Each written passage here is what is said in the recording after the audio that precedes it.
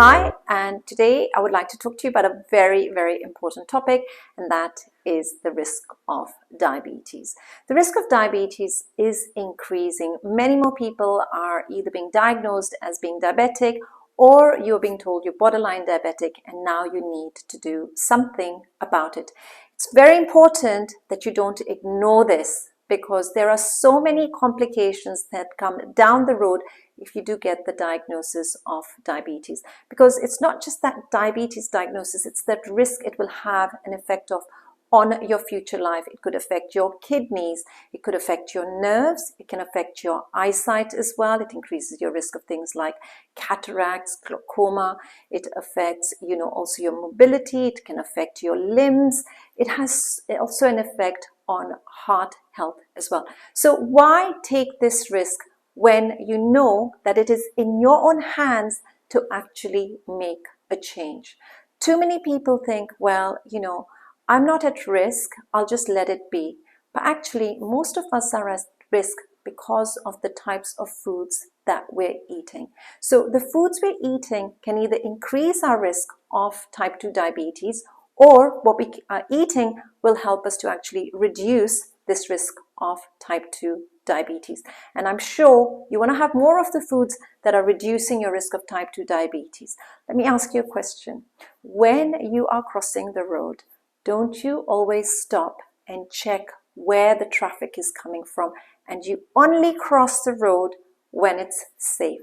And think about this when it comes to your health. Stop, pause, have a look at what you're eating, rather than just, rushing across and eating whatever's in front of you. There are many causes that result to diabetes, but food is a very big one. And with food, yes, we know the common culprit is sugar. And with what happens with sugary foods is, if we are consuming too many of these sugary foods, it can lead to insulin resistance. So when we eat sugary foods, it causes a spike in our blood glucose levels. And if we begin to have these spikes happening too frequently, it can over time weaken the insulin response, which will then be the precursor to type 2 diabetes. The second cause through our diet is actually having high-fat foods. And what happens is, when you're having a lot of high-fat foods, it increases your risk of being overweight, obese, and this can also then lead to insulin resistance. So let's not take this risk, right? Let's just look after ourselves, because you're the only one who can look after yourself the best way and reduce these future risks. We have Diwali coming up very soon, and many of us might be thinking, well, Diwali comes once a year, let me just enjoy myself and I'll think about it afterwards. Diwali just happens on one day. It's not the month before and the month after. What you've got to begin thinking about, what has become a habit? What are your current eating habits? What are you eating on a regular basis? If you're having these snacks occasionally, that's fine. But for many of us, it's not something that we have just once in a while. It becomes almost a daily habit.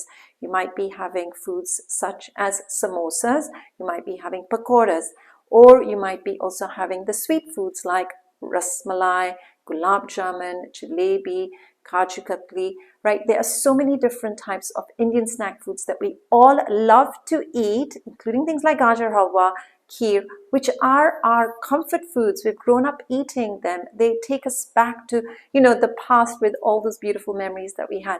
But if you continue eating a certain way, your future self is not going to help you. So let's not have overindulgence in these foods, and instead, even when making these foods, create them in a way so that they are healthier ingredients being used when making them. I always encourage my clients not to just do something once and then most of the time just eat unhealthily, but think about what you're doing consistently. So I have an upcoming Diwali cooking class. In this Diwali cooking class, I'm going to be sharing what ingredients to use that help to reduce your risk of type 2 diabetes. I'm sharing some amazingly easy recipes for you to try. I have got things like my healthy laddus, which are naturally low in sugar, and they are also high in fiber, and you learn why that happens. I'm also going to be sharing things such as my barfi recipe, which is really easy to make. I'm making a besan barfi, which uses natural sugars and uses less of the sugars as well. I'm also going to be sharing with you some healthy, savory snacks, such as having a chaat and having, tikkis that are filling and satisfying. Plus, I have 6 bonus recipes for recipes such as kaju katli and gajar halwa. So if you're thinking about staying healthy and being healthy, come and join my cooking class. I look forward to joining you.